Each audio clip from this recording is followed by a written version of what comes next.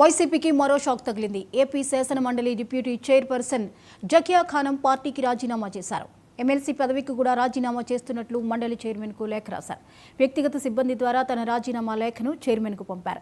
గత కొంతకాలంగా ఆమె వైసీపీకి దూరంగా ఉంటున్నారు. జకియా ఖానం రాజీనామాను ఆమోదిస్తే డిప్యూటీ చైర్మన్ పదవి కూడా పోతుంది. జకియా ఖానం స్వస్థలం అన్నమయ్య జిల్లా రాయచోటి. జకియా ఖానంను 2020 జూలైలో ఎమ్మెల్సీగా గవర్నర్ నామినేట్ చేశారు. 2 ఏళ్ల నుంచి ఆమె వైసీపీలో అసంతృప్తిగా ఉన్నారు. పార్టీ కార్యక్రమాల్లో కూడా ఎక్కడా పాల్గొనలేదు. గతంలో మంత్రి నారా లోకేష్ను జకియా ఖానం కలిశారు. కుటుంబ సభ్యులతో కలిసి శాలువాతో లోకేష్ను సత్కరించారు కూడా. దీంతో అప్పుడే జకియా ఖానం టీడీపీలోకి వస్తారని చర్చ జరిగింది.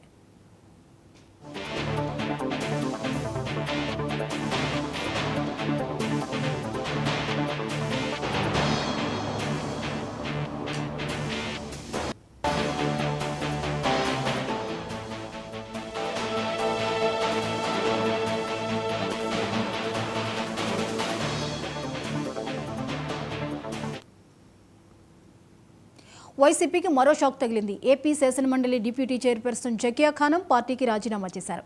ఎమ్మెల్సీ పదవికి కూడా రాజీనామా చేస్తున్నట్లు మండలి చైర్మన్కు లేఖ రాశారు. వ్యక్తిగత సిబ్బంది ద్వారా తన రాజీనామా లేఖను చైర్మన్కు పంపారు. గత కొంతకాలంగా ఆమె వైసీపీకి దూరంగా ఉంటున్నారు. జకియా ఖానం రాజీనామాను ఆమోదిస్తే డిప్యూటీ చైర్మన్ పదవి కూడా పోతుంది. జకియా ఖానం స్వస్థలం అన్నమయ్య జిల్లా రాయచోటి. జకియా ఖానంను 2020 జూలైలో ఎమ్మెల్సీగా గవర్నర్ నామినేట్ చేశారు. 2 ఏళ్ల నుంచి ఆమె వైసీపీలో అసంతృప్తిగా ఉన్నారు. పార్టీ కార్యక్రమాల్లో కూడా ఎక్కడా పాల్గొనలేదు. గతంలో మంత్రి నారా లోకేష్ను జకియా ఖానం కలిశారు. కుటుంబ సభ్యులతో కలిసి శాలువాతో లోకేష్ను సత్కరించారు కూడా. దీంతో అప్పుడే జకియా ఖానం టీడీపీలోకి వస్తారని చర్చ జరిగింది.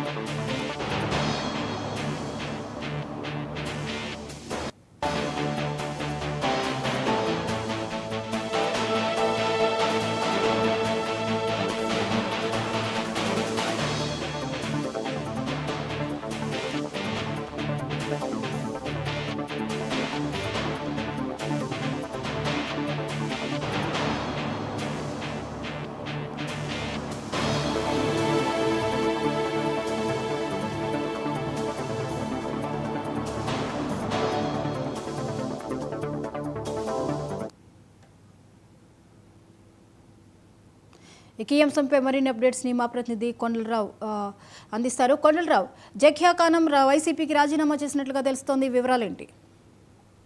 జ్యోతి, వైసీపీకి మరో దెబ్బ తగిలిందని చెప్పవచ్చు. ఇప్పటికే 6 ఎమ్మెల్సీలు వైసీపీకి రాజీనామా చేసిన సందర్భం అయితే ఉంది. మరోపక్క ఇప్పుడైతే ఏపీ శాసనమండలి డిప్యూటీ చైర్మన్ గా ఉన్న జకియా ఖానం పార్టీకి రాజీనామా చేస్తూ ఎమ్మెల్సీ పదవికి కూడా రాజీనామా చేసి మండలి చైర్మన్ కూడా ఈ రాజీనామా లేఖ తన వ్యక్తిగత సిబ్బంది ద్వారా పంపినట్టు కూడా తెలుస్తుంది.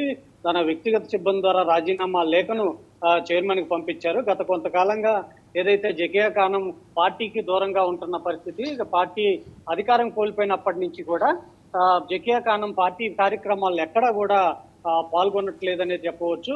అయితే ఏదైతే రాజీనామా డిప్యూటీ చైర్మన్ కి పంపించిన నేపథ్యంలో జకియా ఖానం ఏదైతే ఇప్పటికే గతంలో కూడా ఏదైతే నారా లోకేష్ అన్నమయ్య జిల్లాకి వెళ్ళినప్పుడు కూడా నారా లోకేష్ ని జకియా ఖానం ఫ్యామిలీ కూడా కలిసిన సందర్భం అయితే మనకు తెలుస్తుంది. అయితే క్లియర్ గా ఇప్పుడు జకియా ఖానం తెలుగుదేశం పార్టీలో చేరతారా లేదనేది క్లారిటీ అయితే లేదు. కానీ ఖచ్చితంగా నారా లోకేష్ ని గతంలో కలిసిన విధానాన్ని బట్టి టీడీపీకి వెళ్తుందని చెప్పవచ్చు.